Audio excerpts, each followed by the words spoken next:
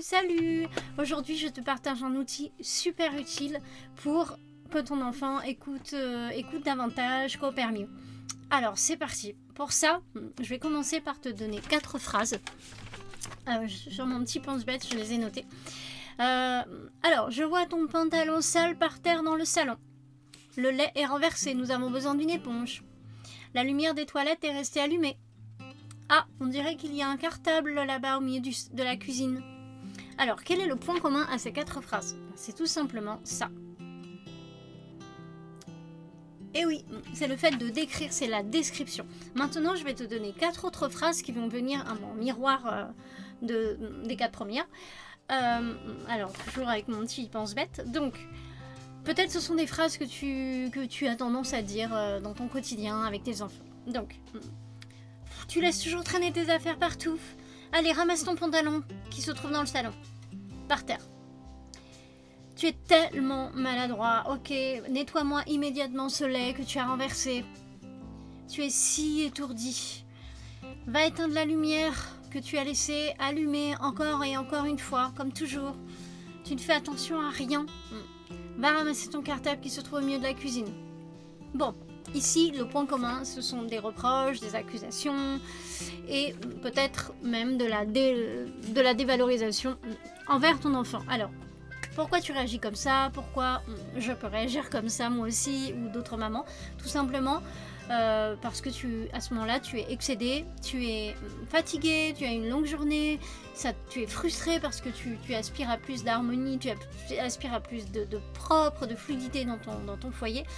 Et donc, comme c'est pas le cas, tu peux avoir tendance à réagir comme ça. Alors, ce n'est pas du tout donc par méchanceté, il n'y a pas d'intention malveillante, tu n'as pas envie de blesser ton enfant, évidemment. Et aussi, il faut le dire, ça peut aussi être une forme de conditionnement, parce que toute ton enfance, ce sont sûrement des phrases que tu as souvent entendues de la part des adultes qui t'entourent, pas forcément tes parents, enfin ça peut être tes parents, mais aussi tes éducateurs, tes enseignants. Et donc c'est inscrit dans le cerveau et c'est un peu ce type de phrase-là, tu le ressors un peu par automatisme. Alors maintenant, est-ce que ça marche? Est-ce que la description marche? Donc oui, donc elle marche. Moi c'est un outil que j'utilise, dont j'ai eu connaissance il y a plusieurs années, que j'utilise régulièrement avec mes enfants et encore maintenant, même si je suis déjà profondément convaincue par son bien fondé, son utilité. Je suis encore agréablement surprise. Ça peut m'arriver de l'utiliser dans des moments où je marche un peu sur des œufs là, parce que par exemple avec mon fils qui a tendance à oublier de mettre son assiette sale dans l'évier ou qui a laissé traîner des affaires sur la banquette.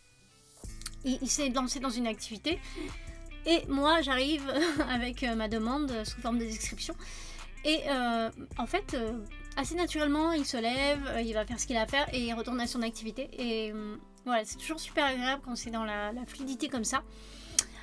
Est-ce que ça marche à tous les coups? Non. Je le dis souvent dans mes newsletters, dans mes articles, dans mes vidéos que il n'y a pas de méthode qui marche à 100%. On est dans le domaine des relations humaines. Moi, je suis pas du tout là pour vendre du rêve. Moi-même en tant que maman, c'est pas la fluidité parfaite tout le temps.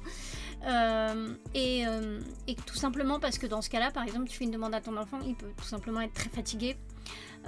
Il peut avoir eu des soucis à l'école, il peut être contrarié donc il n'est pas du tout dans de bonnes dispositions pour accéder à une de tes demandes, quelle que soit la façon dont tu la formules.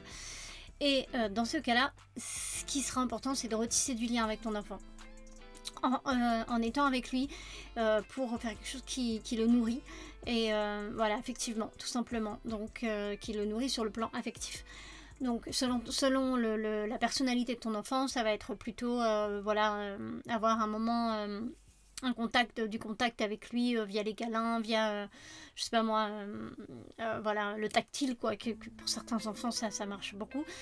Pour un autre enfant ça va être un moment de lecture, un jeu, n'importe, un partage tout simplement, en se racontant des choses, en partageant un moment avec ton enfant pour retisser du lien. Et quand ce lien sera retissé, ensuite il pourra beaucoup plus facilement accéder à ta demande. Alors voilà, donc Est-ce que toi tu connais cette méthode? Est-ce que tu connais cet outil? Pardon, j'aime pas trop parler de méthode. Est-ce que tu connais cet outil et si oui, comment ça marche avec tes enfants?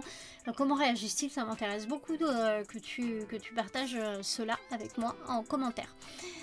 Donc pour moi, en tout cas, cette méthode, elle a vraiment 3 avantages principaux. C'est que le premier avantage, c'est que quand tu l'utilises, tu te focalises sur ce qui doit être fait, donc c'est beaucoup plus efficace et ça a beaucoup plus de chances d'être reçu par l'enfant. Et donc ça, c'est un gros avantage quand on aspire à plus de coopération. Le deuxième avantage, c'est que comme tu passes pas par la critique ou les reproches, l'enfant va pas se mettre sur la défensive, il aura naturellement envie de gérer le problème et il sera même content de contribuer.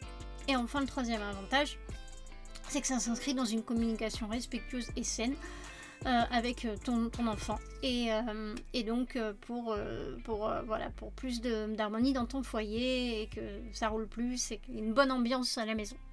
Voilà. Écoute, je t'invite donc à me laisser un commentaire pour me dire ce que tu penses de tout ça. Et je te dis à très bientôt dans la prochaine vidéo. Je te dévoile un autre outil utile aussi pour plus de coopération. À bientôt!